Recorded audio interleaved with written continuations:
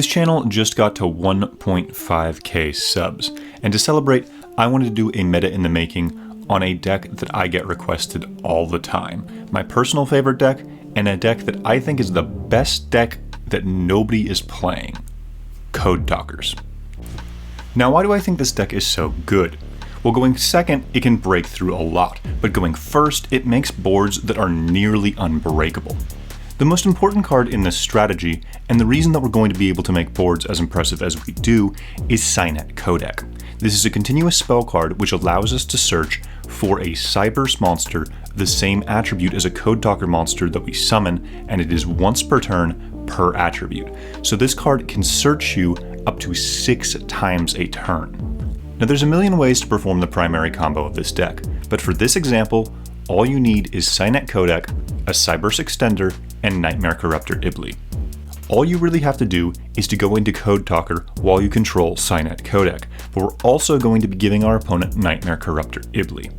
While your opponent controls Nightmare Corruptor Ibli, they cannot special summon monsters besides Link monsters, so this prevents your opponent from hitting you with cards like Nibiru, Cyframe Gear Gamma, or even Infinite Impermanence. Now from here, the combo is pretty complicated, and it can differ slightly depending on what your opening hand is, but it is easily repeatable, and you only really need to memorize this combo and its slight deviations.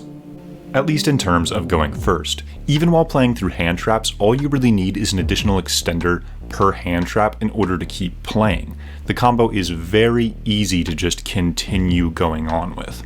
You even have the added benefit of being able to chain block with Yugiohtcg, because you can organize your chain links and you always have a chain link 2 or higher whenever you're summoning a Code Talker monster. While doing this combo, you can specifically organize your chain links to block certain hand traps or always keep your codec guarded.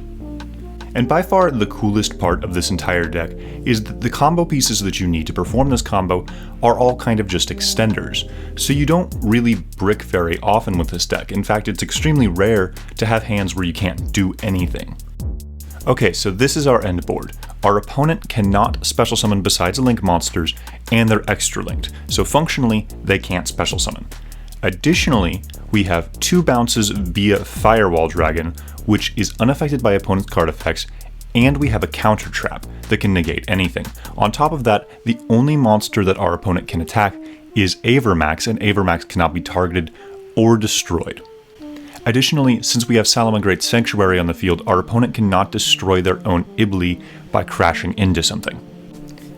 This board may not seem all that impressive on the first glance, but there simply just are not a lot of solutions to a board state like this.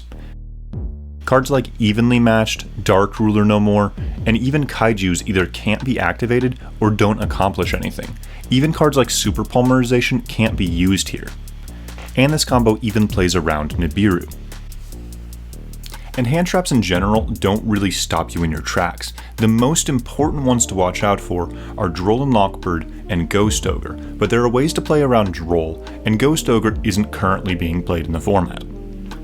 Pretty much the only all-around good solution to this board is if your opponent has Forbidden Droplets, since they can send your Ibli to the graveyard as part of the cost of activating it. But even then, they still have to deal with 2 bounces from Firewall Dragon and an Omni-Negate counter trap. Now, I did mention that there is a way to play around Droll and Lockbird. All you need to do this is to start with Nightmare Corruptor Ibli and have a way to get 2 additional Cyberse monsters on board. Now, the search that we're prioritizing here is going to be Salamangreat Sanctuary. We can search this anytime we have Nightmare Corruptor Ibli, and we always want to search it when we have Nightmare Corruptor Ibli, since it pairs so well with the card. Now, because we got hit with Droll, there's no realistic way we could ever extra link our opponent here. However, we don't have to. Our opponent can't summon monsters besides Link monsters, and unless we're going against the Mirror Match or Salamangreat, they're probably not going to be able to just link off Ibli as is. So what we're going to do is we're going to set up a Firewall Dragon and bounce our opponent's normal summon. That way, they still can't special summon. It's almost as good as hitting them with an extra link with Ibli. Additionally, from this position, it's very easy for us to just OTK our opponent on the next turn. All we actually have to have is a Cyberse monster that we can summon from hand in order to OTK our opponent. But there's a lot of cards in this deck that are much better than just one summon. And if you didn't know, Access Code Talker actually does belong to an archetype. It is a Code Talker monster. This deck can use it absurdly well. It can access it very, very easily. And that card is just such an amazing OTK tool.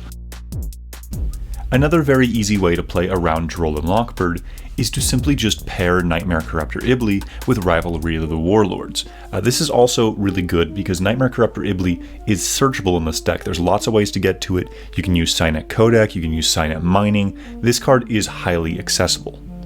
This is a very easy method that you can throw into the side deck in order to get easy wins in games 2 or 3. It's very similar to something like Rivalry with Zombie World. You're going to stun a lot of decks out of being able to play entirely.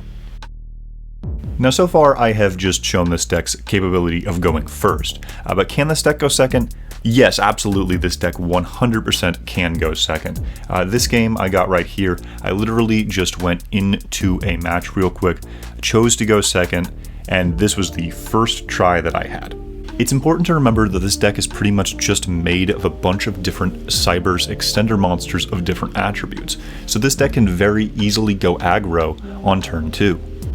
You can also take advantage of just really good Cyber support cards like Lingaribo, Splash Mage, Transcode Talker. You can turbo into those cards better than a lot of other Cyber decks can.